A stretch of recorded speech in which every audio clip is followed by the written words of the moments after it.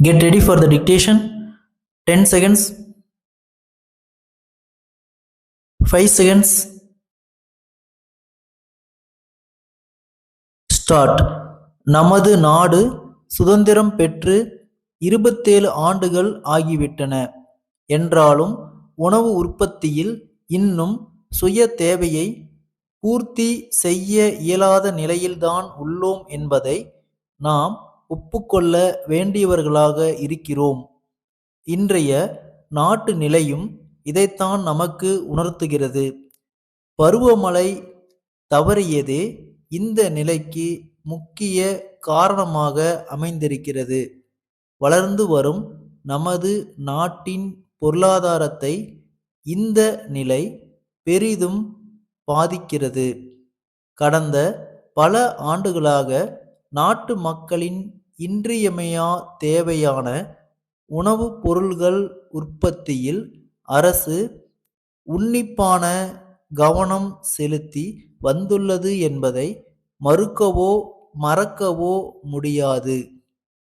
உணவு உற்பத்தியை பெருக்க அவசியமான தரமான விதைகள், உரங்கள், பூச்சிக்கொல்லி மருந்துகள் ஆகியவைகளை வழங்குவதிலும், நீர்ப்பாசன வசதிகளை பெருக்குவதிலும், நவீன விவசாய முறைகளை புகுத்துவதிலும் அரசு தனி கவனம் செலுத்தி வந்துள்ளது என்பதை தெரிவித்துக் கொள்ள விரும்புகிறேன். இதன் விளைவாக உணவுப் பொருள்களின் உற்பத்தி கணிசமான அளவுக்கு உயர்ந்தது. எனினும் உணவு உற்பத்தி நமது தேவையை பூர்த்தி செய்யும் அளவுக்கும் குறைவாகவே உள்ளதே தவிர உபரியாக இருப்பதாக கருத முடியவில்லை. ஆங்காங்கே உணவு தட்டுப்பாடு உள்ளது. இந்த நிலை மாறவும், விலைகள் ஏறாமல் இருக்கவும் தகுந்த நடவடிக்கைகளை அரசு எடுத்து வருகிறது. பொது மக்களுக்கு நியாய விலையில் அரிசி வழங்கும் ஏற்பாடு நடைபெற்று வருகிறது. அரசு எடுக்கும் முயற்சிகள் வெற்றி பெற வேண்டுமானால் பொதுமக்களின் ஒத்துழைப்பு மிக மிக அவசியம் என்பதை தெரிவித்துக் கொள்வதோடு, அது தாராளமாக கிடைக்கும் என்ற நம்பிக்கையும் எனக்கு உண்டு. விவசாய பெருமக்கள் தாங்கள் உற்பத்தி செய்த உணவுப் பொருள்களில் தங்களுக்கு தேவையான அளவு போக மீதியை கூட்டுறவு ஸ்தாபனம் அல்லது அரசு துறை அதிகாரிகளிடம் விற்றுவிட வேண்டும் என்று கேட்டுக்கொள்கிறேன். அதேபோல அரிசி வாங்கி உண்பவர்களும் தேவைக்கு மேல் அதிகம் வைத்து கொள்ளக்கூடாது என்றும் கேட்டுக்கொள்கிறேன்.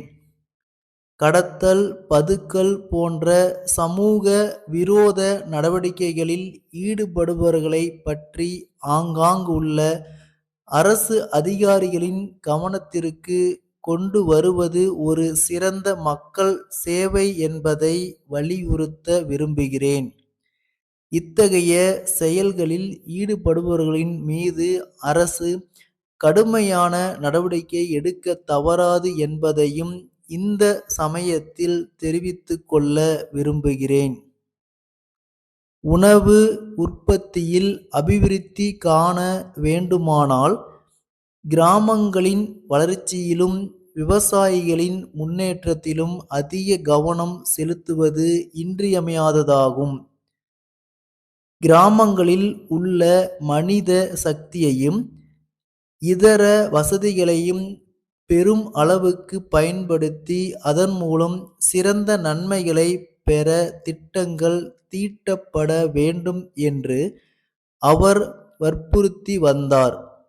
கிராமங்களை வாழ வைக்க வேண்டும். கிராம மக்களிடையே இருக்கும் வறுமை, அறியாமை ஆகியவை அகற்றப்பட வேண்டும். நாகரிகமும் பண்பாடும் உடைய மக்களாக அவர்கள் மாறி மீண்டும் நல்வாழ்வு பெற வேண்டுமென்று கேட்டுக்கொள்கிறேன். திருச்சி முருகன் கூட்டமைப்பின் மேலாளரிடமிருந்து சேலம் குமரன் துணிக்கடை உரிமையாளருக்கு அன்புடையீர். எங்களுடைய அஜந்தா பருத்தி புடவைகள் தங்களுக்கு மிகவும் பிடித்து இருக்கிறது என்றும் தங்கள் பகுதி மக்களை அவைகள் வெகுவாக கவர்ந்துள்ளன என்றும் அறிவதில் தாங்கள் பெருத்த மகிழ்ச்சி அடைகிறோம். நாங்கள் கடந்த ஏப்ரல் திங்களில் அனுப்பி வைத்த பட்டுப் புடவையின் விலையை பற்றி தாங்கள் குறிப்பிட்டுள்ளீர்கள். விலையை குறைப்பது இயலாது என்பதை நாங்கள் வருத்தத்துடன் தெரிவித்துக் கொள்கிறோம். அதே சமயத்தில் துணியின் தரத்தைப் பற்றி மீண்டும் உறுதியளிக்க விரும்புகிறோம். அதே விலைக்கு வேறு எங்கும் அவைகள் கிடைக்குமா என்பது சந்தேகமே. குறைந்த விலைக்கு கிடைப்பதாக தாங்கள் கூறுவதை எங்களால் ஏற்றுக்கொள்ள முடியவில்லை. இரண்டையும் பக்கத்தில் பக்கத்தில் வைத்து பார்ப்பீர்களேயானால் எங்கள் புடவையின் சிறந்த தரம் நிச்சயம் வெளியாகும் என்பதில் எங்களுக்கு சந்தேகம் கிடையாது. வாடிக்கையாளர்கள் தரும் பணத்திற்கு சிறந்த முறையில் சரக்குகள் அளிப்பதே எங்களுடைய குறிக்கோள். இந்த முயற்சியில் நீங்கள் எங்களுக்கு உதவ வேண்டும் என்று கேட்டுக்கொள்கிறோம்.